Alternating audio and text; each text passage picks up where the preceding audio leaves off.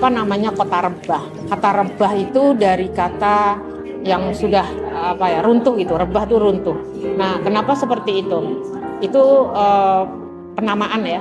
Yang kadang Kota Rebah itu juga disebut sebagai situs kota lama. Jadi kota lama yang ditinggalkan. Jadi itu dari toponiminya seperti itu.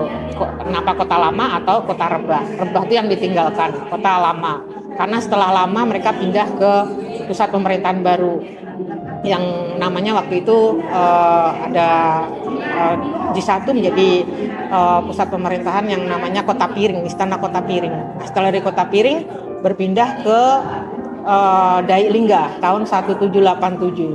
Nah, kemudian di tahun 1900 pusat pemerintahan menjadi satu di Pulau Penyengat. Nah, itu cerita kisah sejarahnya.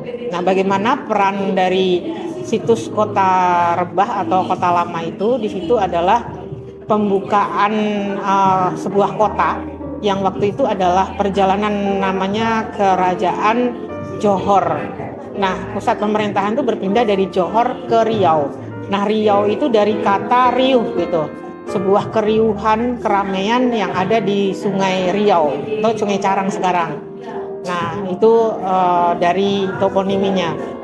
Nah, itu di tahun 1673. Waktu itu pembukaan pusat pemerintahan di situ, tetapi waktu itu kemudian berpindah lagi ke Johor dan baru kemudian menjadi pusat pemerintahan lagi, berpindah lagi ke Kota Rebah itu. Nah, kalau dulu itu tidak bisa kita bayangkan pusat pemerintahan itu seperti sebuah istana yang megah, terus itu ada menjadi sebuah tempat bermukimnya sultan dan semuanya, tetapi lebih tepat waktu itu dikatakan sebagai benteng pertahanan di Kota Rebah itu. Nah, kalau kita lihat sisa-sisanya sekarang kan ada batu-batuan, benteng dan sebagainya, karena itu namanya benteng pertahanan Kota Rebah gitu. Tapi itu menjadi pusat pemerintahan.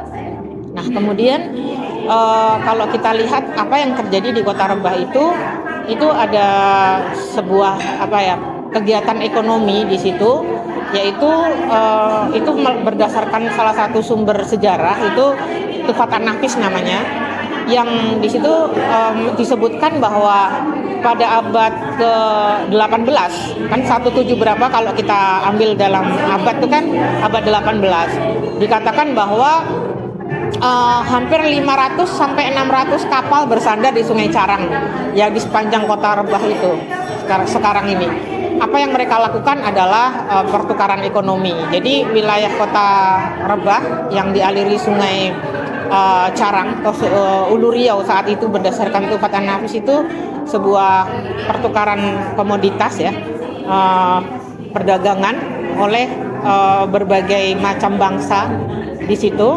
Nah, kemudian apa yang diperdagangkan itu antara lain komoditas seperti gambir, timah dan sebagainya. Nah, kalau dikatakan apakah itu juga bagian dari politik? Iya, karena itu menjadi pusat pemerintahan ya. Yang di situ pusat pemerintahan sekaligus benteng pertahanan dan juga menjadi kegiatan ekonomi.